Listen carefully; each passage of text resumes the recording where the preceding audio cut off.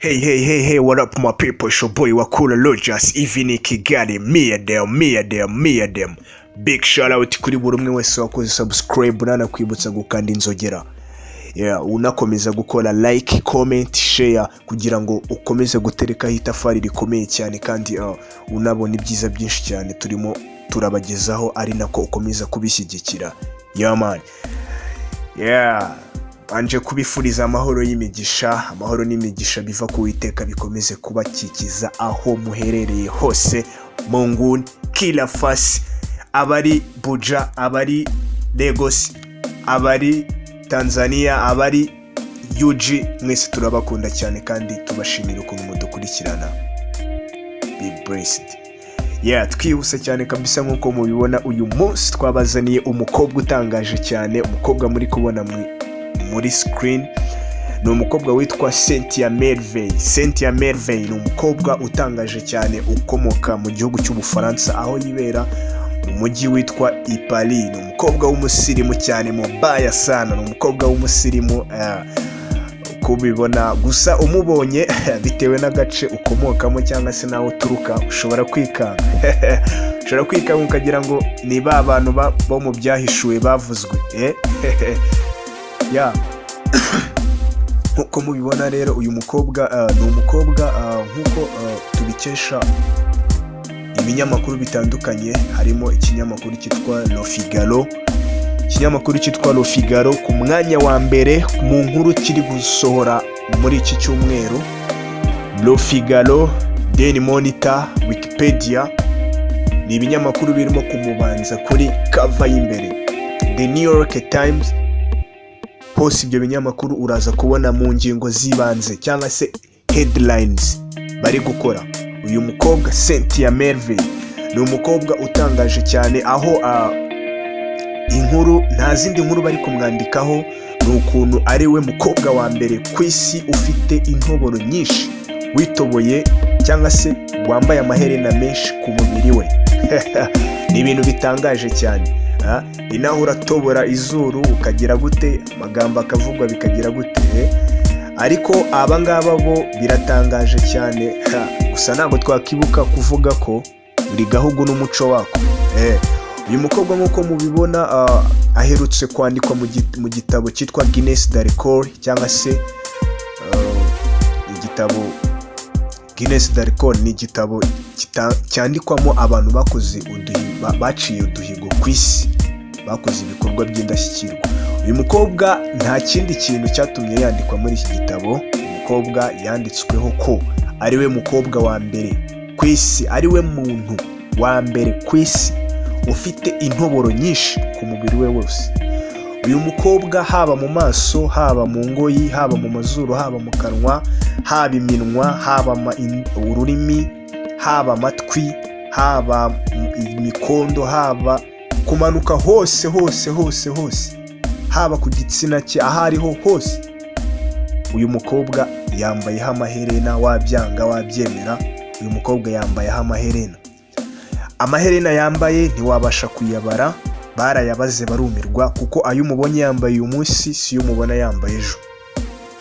Uyu mukobwa avuga yuko we ibi bintu bimutunze kandi bimubeshejeho, aba mu buzima bwiza yifuza, icyo twakwita lifestyle, abaho uko ashaka, ariko wakibaza ngo bimutunze gute cyangwa se bimwinjiriza gute.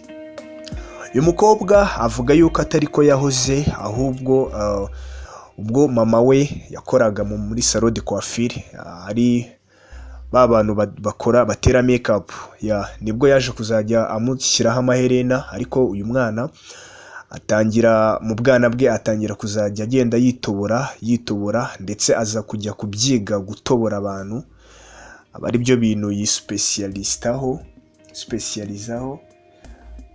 abyisipesiyalizaho, arakomeza arazamuka, agenda gake azamuka. Umukobwa yaje gufata initiative yo gutangira kuzajya yitobora, ariko atangira abikora ari gukora aho yatangiraga akorana n'amabijuteri. Zino bijuteri ziba zicuruza ibintu by'imirimbo, murazizi, ziba zicuruza ibintu by'imirimbo, imikufi, amaherena, ibintu by'agaciro biba birimo amabuye y'agaciro. Uyu mukobwa yaje gukorana n'izo bijuteri asinya kontra ihambaye y'amamiliyari menshi cyane yo kubamamariza. Uyu mukobwa iyo bamurikaga amaherena niwe bakoranaga nawe. Ngira ngo murabona ibintu aba yambaye, ushobora kwibwira ngo ni ibintu biciriritse. Yambaye amazahabu, yambaye amarja, yambaye ibintu bikomeye cyane, amabuye za turumarine, amabuye ahambaye cyane n'aha tutaranabona. Uyu mukobwa rero nta kundi kumutunga ni uko akorana n'izi nzu z'amabijuteri, izi nzu zicuruza ibikoresho by'imirimbo, zikamwishyura binyuze mu kumwambika ndetse no kumutobora. Bo bamamaza ahantu hose ushobora kwambara iherena binyuze muri uyu mukobwa.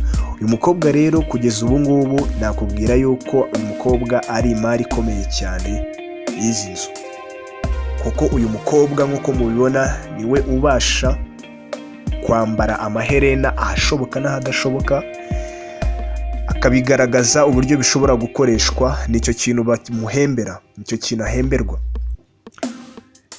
Ubu rero uyu munsi hashize iminsi mikeya cyane igitabo Guinness Record kimushyize mu banyaduhigo, kimushyize mu byamamare, kimushyize mu bantu isi izahora yibuka, izahora yiga, banditse amateka. Cynthia Merveille ni umukobwa utabona uko umusesengura, kuko ntabwo ari umukobwa munini cyane.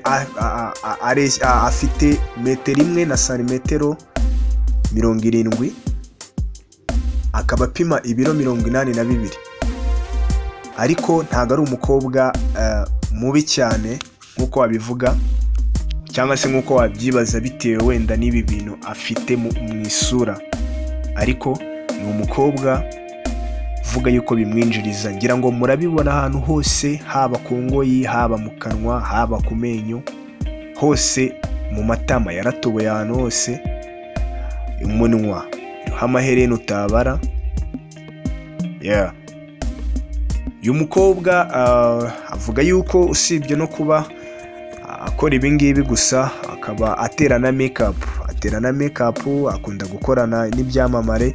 Bimwe mu byamamare avuga yakoranye nabyo, avuga ko yakoranye n'uwitwa Sam Smith, akavuga yuko yakoranye n'uwitwa Stromae, yagiye akorera abantu benshi, yagiye yakoreye Katy Perry, yaramukoreye, yakoreye uwitwa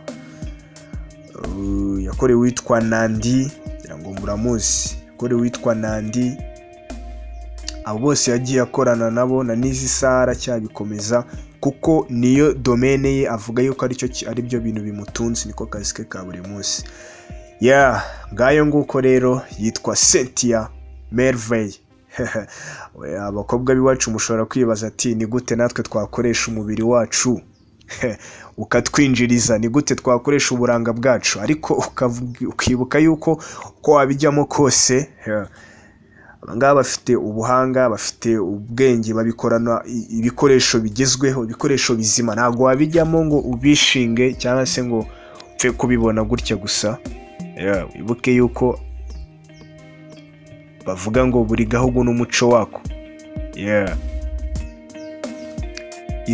Hari inyunganizi cyangwa se igitekerezo ufite wifuza kutugezaho, watwandikira muri comment.